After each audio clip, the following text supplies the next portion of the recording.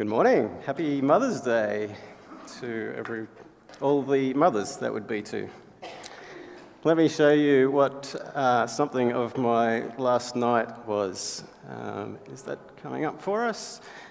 I don't know if you can see it. This is really dark. It's actually much, much brighter on my phone. Normally the aurora happens in the south, right? Last night I was taking this photo at that angle towards the north, and all of the beams of the aurora were coming from the east and the west, and for about 30 seconds they were actually coming from the north as well. They call that center the corona. So aurora corona, which was phenomenal. And part of why I'm showing you this is the message I have for you today is actually going to take a little courage to deliver. And I received, I think, some encouragement from this event. What I want to deliver today as we look at working for peace in the world, is hope. It would be much easier to deliver a message of despair. You turn on the news and you see Bondi and Ukraine and Israel, and you see despair. And it's the message we tell one another. And so I want to give hope, but it's a really difficult thing to do. And it's nearly impossible to do without being blunt. And so today, let me just say, maybe strap in, because this will be somewhat intense. It breaks my heart, I should say. I've heard maybe 2 or 3 times throughout my life conversations with mothers or potential mothers that just say, look, I'm not going to have any more children. The world's too bad. Like, I can't have a child into this world. And I want to address particularly that kind of thinking as we move through this message. How do you give hope? I mean, hope, you can give hope. Anybody can say, look, I hope I win the lottery, right? And I hope I win it tonight. That's not the hope that we want. We want the hope that's going to take into account the atrocities that happen throughout this world. And so there's only 2 ways that I can think of that you can give that kind of hope. There is the way that says, we have someone stronger. We have somebody that has created the world that we live in and is therefore stronger than Hitler or Putin and their armies. And so we, as a child of God, have this non-negotiable position of being unaffected by fear. God is greater, and so I should be able to assume, if you are a believer today, that you are sitting in your seat and that you are unaffected by the news each night, that your hope in God, who is much greater than the events that are occurring, fill you with courage in the face of difficulty, and that you should be able to walk through the valley of the shadow of death and fear no evil. But I'm not going to kid myself. I know that the constant barrage of events does get to us. Many sermons, many messages have been preached on that version. It's not that version of hope, on that hope. And that is a non-negotiable hope for Christians. But I want to give you a different path to hope. And it's a far more difficult one. And it's one that takes into account all of the facts that are happening around us. It takes into account all of the data. Again, Bondi, Ukraine, Israel, Myanmar, and the atrocities that are just consistently happening everywhere. But even amongst that, still sees a pathway to a brighter future. The prevailing narrative that we have in the world for at least the last 100 years, and probably a lot longer now, is that the world will get worse, and it will continue to get worse, and it will spiral downhill into a mess of zombies and AI drones and nuclear war, and that the entire place will be annihilated. And if it doesn't annihilate itself, then our almighty God will vaporize it, and then we will have a new earth and a new heavens rebuilt, and we would have Garden of Eden again. And so I guess, most of that I think is actually from a fairly sketchy interpretation of very difficult passages in Scripture, such as Revelation and, Zechariah and Daniel, and etc. But is this really our future? That's the narrative the church brought to the world, but it's not necessarily the narrative the church is carrying in the world now. The media is carrying that narrative. The media is the one that is saying everything is escalating, everything is getting worse, and they present drama after drama after drama, and it's the media that actually, rather than the church, that is the louder voice carrying that narrative. So my first question is this really what is happening? And we have a person in our congregation that is perfectly positioned to tell us that. I'd like to invite Agus to the stage, and I have a few questions to interview him. Agus works as a data analyst and reporting officer for the DPFEM, which is the Tasmanian Police, the Fire Service, and the Emergency Services. And so on a daily, Agus is receiving data from all of these people, all of these agencies, cleaning it so it fits your system, and then actually presenting it in slides and screens and taking requests for data, filling those requests. Is that accurate? So if you want to know what is happening in terms of crime and emergencies and fire, this man right here is the man to talk to. We have somebody that is in the know. So, Agus, tell us a little bit about the complexities of your job, the difficulties that you face. The difficulties of part of my job is to try to make sure that the stats we are providing to the requester are accurate and concise with all the data that we receive from our agencies, other agencies. We have to make sure that all the data are reportable and clean and properly in the proper format. For example, we have some data that's entered with the date like 12th of May 2204, not 2024, because they mistyped it. Yeah. So that is the thing that we couldn't catch when we received the information, because the system still think that, that date is correct, 2204 is correct year.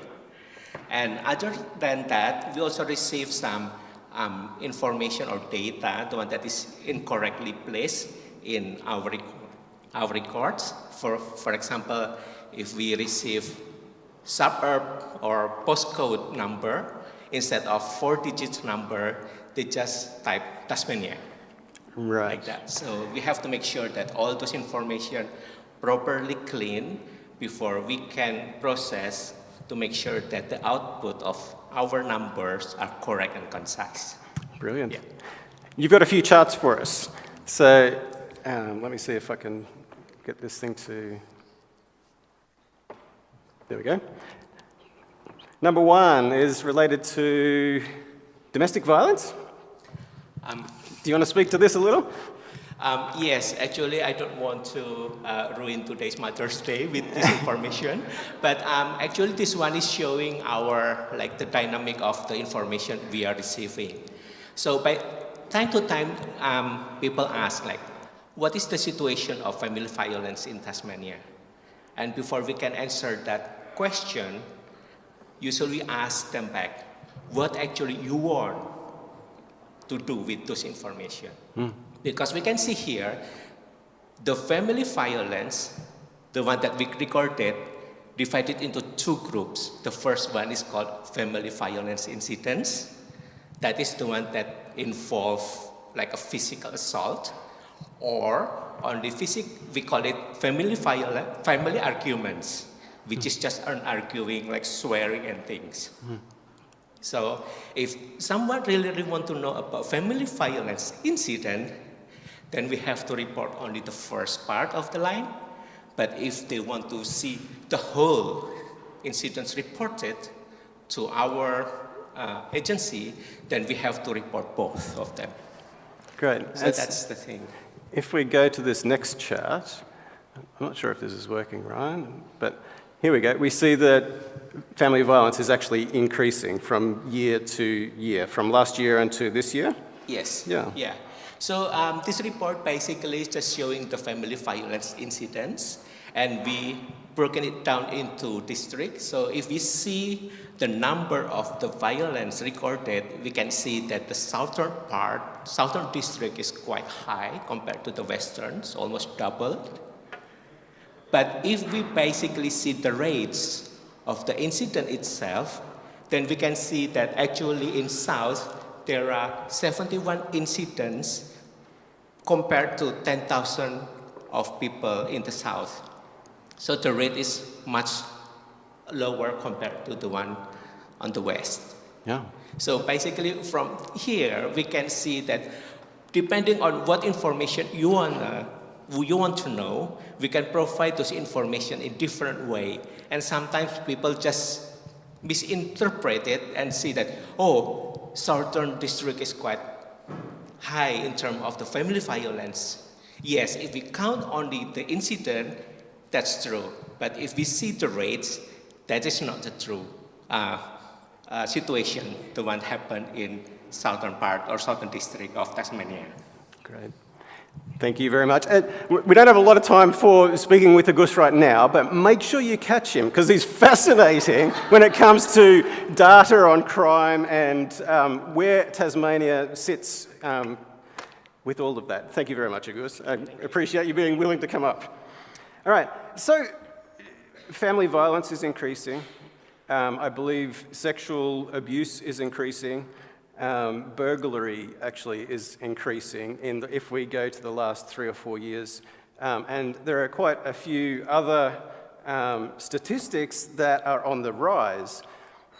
But go with me for 5 seconds to 150 years ago, where we have, on average, somewhere between 50 and 150 bushrangers in a bush whose career was aggravated burglary with a weapon, generally. And that was a career. They lived on burglary with a weapon, and they often lived to a ripe old age and died of natural causes because we simply did not have the capacity to hold them accountable for their actions. They just roamed in the bush, and then every now and then they jumped out and surprised somebody, took some stuff and jumped back into the bush.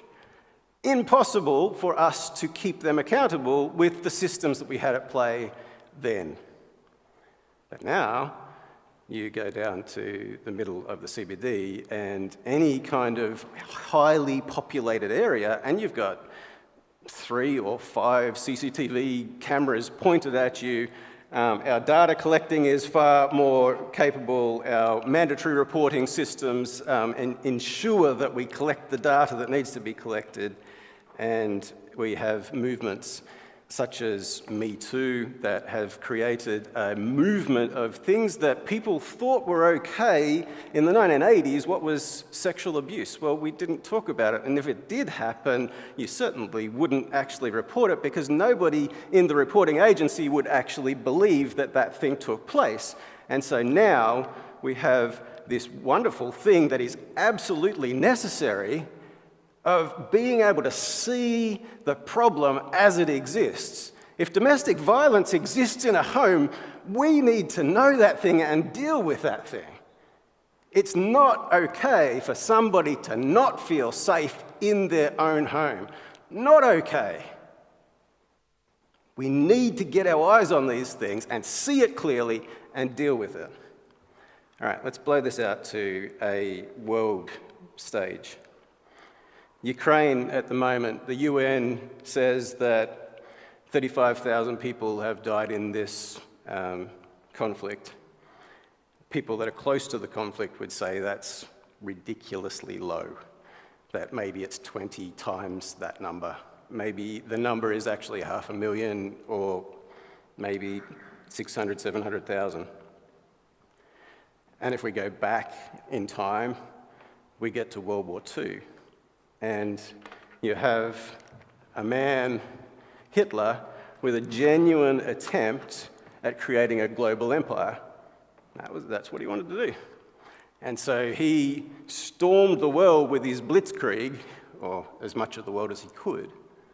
And everybody knows about the Holocaust. Everybody knows that 6 or 8 million Jews died. What is less known is that as Hitler turned against the USSR and USSR retreated through Ukraine, they had a scorched earth policy. They destroyed all crops, they destroyed all infrastructure, they destroyed anything that could assist Nazi Germany on its war mission towards Russia. And so at least 4 million people in Ukraine died through that, potentially 6 million. And if we go back 12 years prior, or even less than 12, I think it's actually a decade prior, we get to an event called the Holodomor. Can't even say it. And this was the USSR and their collectivization of all of the land and everything around, and they regulated that each procurement, everybody had to meet quotas.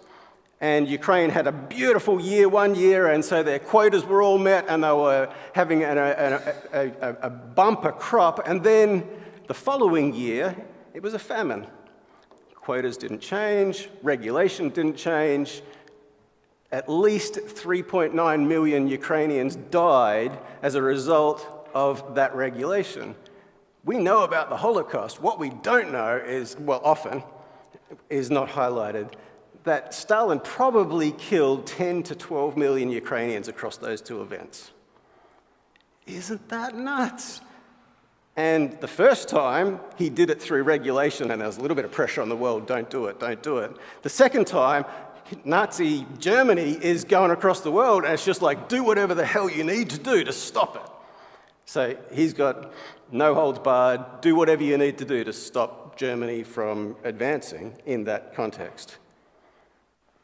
We go back further in history and we get to a Mongolian empire. You could get other empires. You could talk about the English and the Spanish and the Dutch and other people that went around the world to take over other situations. But the Mongol Empire, Genghis Khan, he didn't have domestic violence on his radar. He did not have sexual abuse on his radar. In fact, completely unchecked. All right? You want to talk about us spiraling into an apocalypse? Let's spiral backwards. This is much closer to the apocalypse than where we are today. Much closer. These guys spent 100 years and they killed 50 million people, which at the time represented 14% of the world's population. Nazi Germany and the conflict all around World War II, just over 2%. These guys in Nazi Germany and World War II, it was dropping bombs from planes, it was machine guns, it was long-distance missiles. These guys were bow and arrows. This is close quarter combat. You've got to be really, really determined to kill a lot of people. And what they would do is they would kill the women, they would kill the children, they would take over the village, and if there was any men that looked like they were capable of working, they would keep them and they would call them beasts of burden. And they would ship them up into Europe and sell them as slaves. Look at the size of that thing. I'm not going to bore you with, or gross you out with detail, is probably more the thing. Then we have a Roman Empire, if we go back to around the time of Christ. And then immediately before that, we've got Alexander the Great and he's doing exactly the same thing. And then we've got a Medo-Persian empire, and then we've got a Babylonian empire. And these guys, the atrocities that were committed and completely and utterly unchecked throughout this, wave after wave after wave after wave. Guys, we live in an incredible world compared to this. Let's just get a picture from the scripture of one of these worlds. King David, a man after God's own heart, a man who probably killed 10,000 people across his lifetime. All right, close quarter combat. This is a sword, a spear, maybe a shield. He's got 3 men on the honor roll, and these are his mighty men. And Josheb is one of those guys, and he's on the honor roll because he was able to kill 800 people in one incident. All right? You imagine that. How do you even achieve that? What does a guy look like in that moment when he's in the heat of battle, killing 800 people? Bob Bye just got honoured recently at the Sandy Bay Bowls Club for 800 games of bowls. That's what we do today. We honour people for something valuable and useful. This guy here, you want to be on, if you're living in David's day, you want to be on that honor roll. This is the way the text is written. It's just like these guys ascended through the ranks and they got to be one of the 30, but they didn't get to be one of the 3. One of these dudes, actually Eliezer, he turned the war. One dude. And it says that his hand was welded to the sword at the end of the day. He'd killed that many people, they had to peel his fingers off the sword. And then the last dude, somebody needs to tell Shamanah, lentils, mate, it's not worth defending. But it was. If you go back to the Ukrainian situation, this was how they lived through winter. You don't keep that plot of lentils, you don't have food to live on, you're going to die. So this was the livelihood of the community that he was defending. And then you have that crazy phrase at the beginning of David and Bathsheba story. It was spring when kings went off to war. And you just go, what on earth? Every single spring? Really? Is that what he's saying? That's what he's saying. You had the Philistines, and they were sometimes in the mountains and sometimes in the valleys, and and then they were interdispersed, and you had communities of Israelites that were in the valleys and sometimes on the hills, and they were all mixed through. And what David managed to do was what Moses had asked him to do at the beginning, was to get rid of the Philistines and take the whole land so that you can be safe and secure and a whole community. David did it. He was a weapon. He managed to achieve this. And what would happen is they would come back from a war and a dude had killed 800 men. And get this, this is how the culture of the day was. The women would write songs and they would put on their best clothing and they would dance through the streets of Jerusalem. We know this because it's recorded. And they were dancing and singing that Saul has slain his thousands, but David's slain 10,000. And Saul got jealous about this song. Can you imagine a culture that would do that? Where the women would say, this is awesome. That's the culture these guys lived in. If you were in Israel in David's day and you were ploughing a field, you would be throwing out human bones that's just in the soil. If you were walking down the road, there would be corpses. There would be skeletons. You would be living amongst this kind of nastiness. The amount of death and atrocity going on in this world is just incomprehensible to our minds. And I haven't gone into detail, but all you have to do is read a little bit about how some of these empires and nations dealt with women and children and their captors. You don't have to read far before you just can't read any further. You want an apocalypse? It's here. It's not today. And this is not the worst.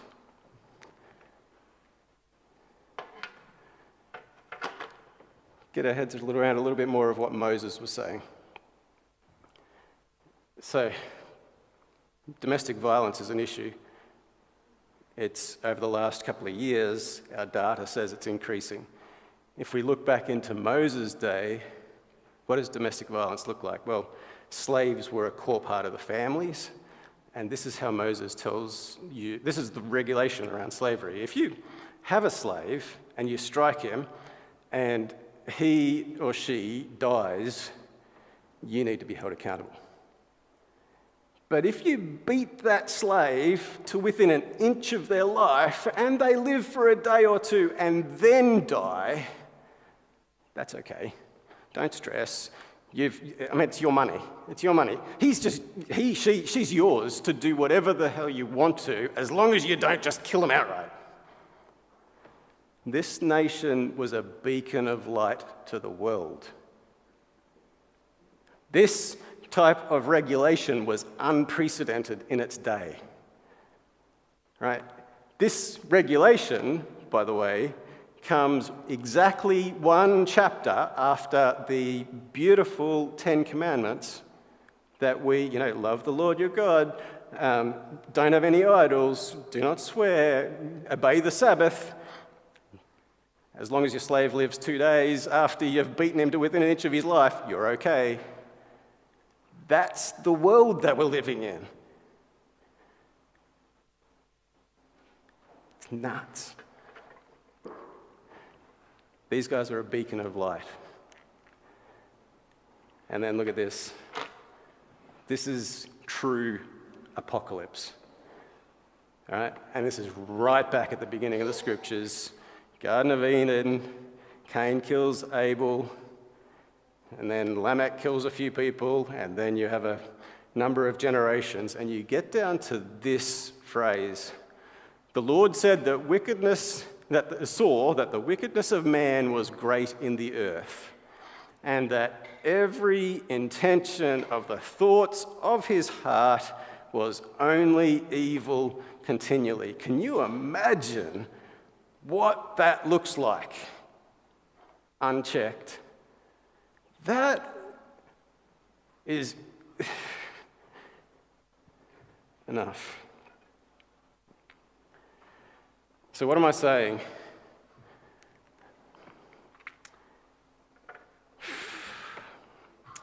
What am I saying? If the world is, I'm trying to come to one core point that is unsellable in our current situation, in our current generation. Despite what you hear on the news, despite 500,000 Ukrainians dying in an absolutely atrocious situation, despite a man going nuts in a Bondi Plaza, the world is slowly and gradually getting better. Australian Bureau of Statistics chart, if you type in historical homicide Australia, 1993 on the left-hand side, you can see that we peaked out at just over 800 murders per year in Australia in about 2001. 2019 or 2018, if you want to go there, we had less than 400 murders in Australia. Isn't that crazy? This is not what you get on the news. This is Australian Bureau of Statistics, Australia's national statistical body that is collecting data on homicide. Now, this is homicide and related offences. So the actual homicide is about 2/3 of that in terms of numbers. And if you want to go, you can go to the Australian Institute of Criminology, and they will help you download a report, which is an Excel spreadsheet, and I'll have that report, which I do have right here. And you can go there yourself because most people want to go and do it themselves. You can see the actual numbers. This is murder in Australia by state and as a whole. And in 1990, this is, let me just read the Australian statistics.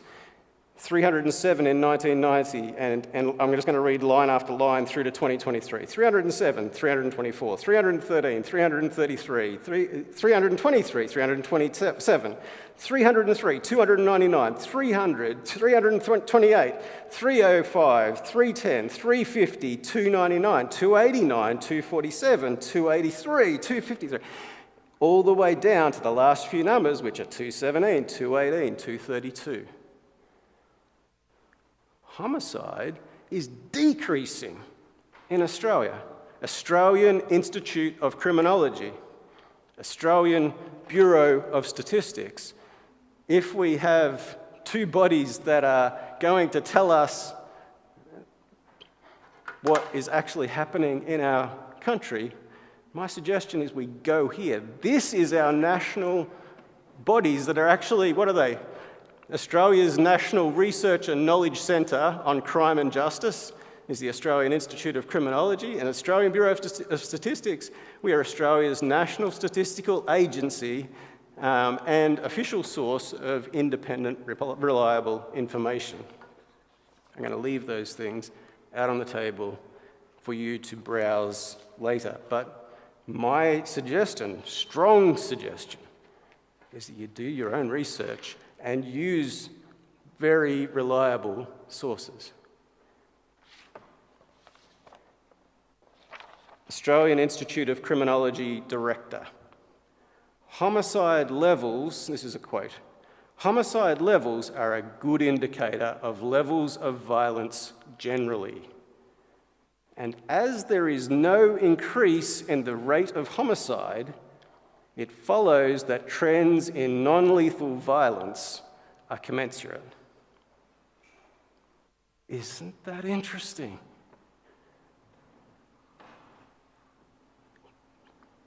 Let that sink in for a little.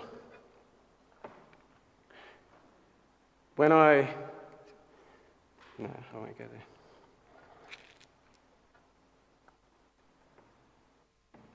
Rebecca. We have a Bible reading in an unusual location in a service. I'll let Rebecca read these. It's meant to have more punch at this point than it might have prior. Romans 12:21. Do not be overcome by evil, but overcome evil with good. Romans 8:18-21. I consider that our present sufferings are not worth comparing with the glory that will be revealed in us. For the creation waits in eager expectation for the children of God to be revealed. For the creation was subjected to frustration, not by its own choice, but by the will of the one who subjected it, in hope that the creation itself will be liberated from its bondage to decay and brought into the freedom and the glory of the children of God. Verses 24-25. For in this hope we were saved, but hope that is seen is no hope at all. Who hopes for what they already have? But if we hope for what we do not yet have, we wait for it patiently. Verse 28. And we know that in all things God works for the good of those who love him, who have been called according to his purpose. Matthew 5:9. Blessed are the peacemakers, for they will be called the children of God. Thank you. How is it that we work for hope in this world? How is it that we, if we are to, peace is what we're talking about, isn't it? Peace. How is it that we work for peace in this world? Firstly, we cannot turn a blind eye to what is happening in this world. There are things that are around us that are absolutely atrocious, and we must see them clearly for what they are, and we must deal with them. That's us, that's our authorities, that's the UN, that's all of us. How is it that we, individually, work for peace in this world? A person of peace is somebody that promotes peace, that brings peace, that creates peace. My strong suggestion is that we don't engage in sensationalization, sensationalizing events. The world is so good at this. And we sensationalize the COVID is going to kill the world, and it doesn't. And then Russia's going to take over the world. They don't. But we've got to have a story that keeps us on edge. We've got to have a drama-filled, sensationalized scenario. Regardless of how bad something is, don't engage in sensationalizing. Just see it for what it is and go, wow, that's bad. We need to deal with that. That's my first application. The second one is much harder. And it's patience. That's what Paul says in Romans. It says that if we hope for what we don't have, we've got to wait for it patiently. And if you're in a domestic violence situation, I'm not saying wait for it patiently. Do whatever you need to be safe.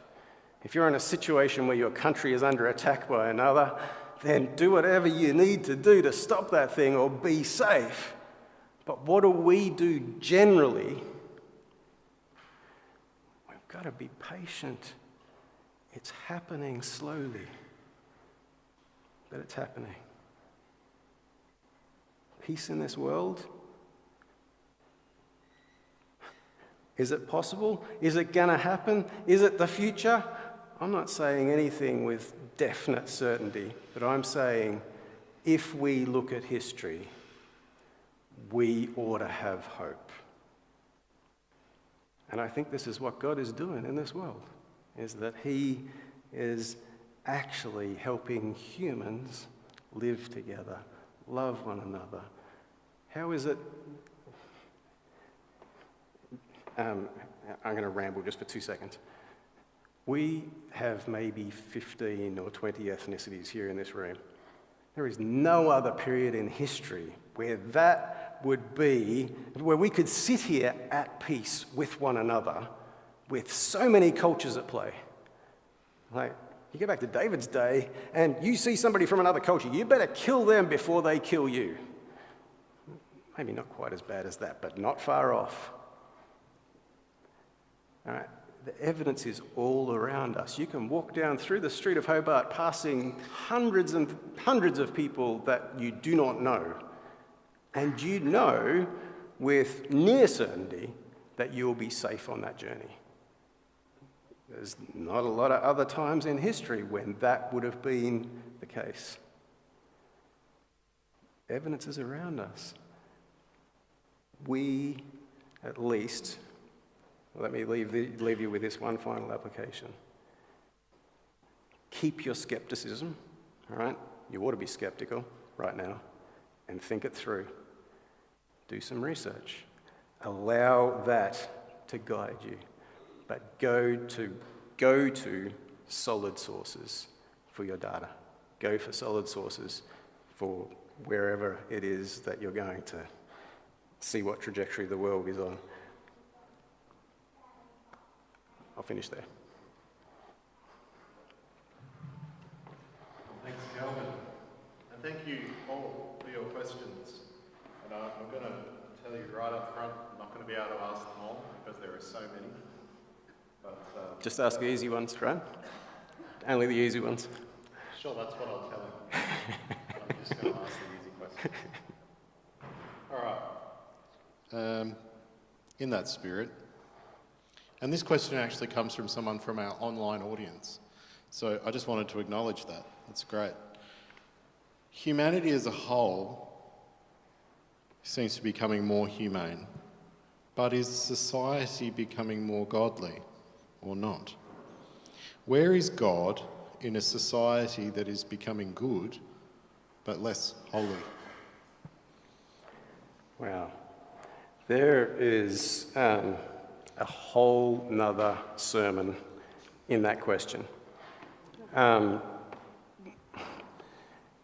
There is really, really major anomalies that if what I've presented today you find to be truthful and accurate, and I've done what I think I need to do to be sure myself.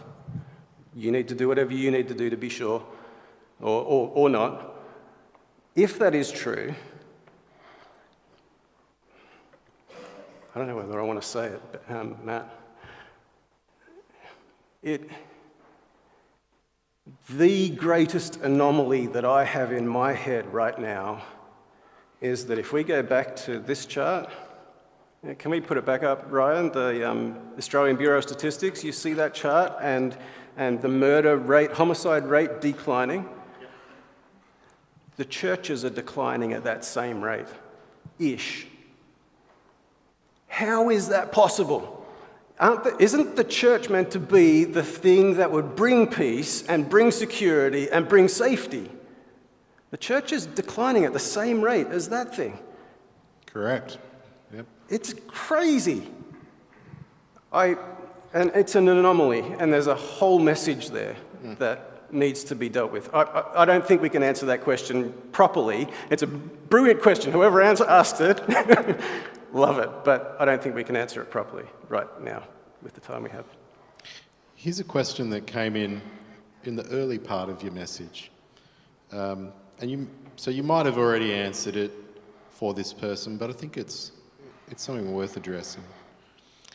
Are you saying that we can't trust the prophetic books of the Bible like the book of Revelation? No, definitely not. Definitely not. I'm saying we need very, very careful interpretation of those books.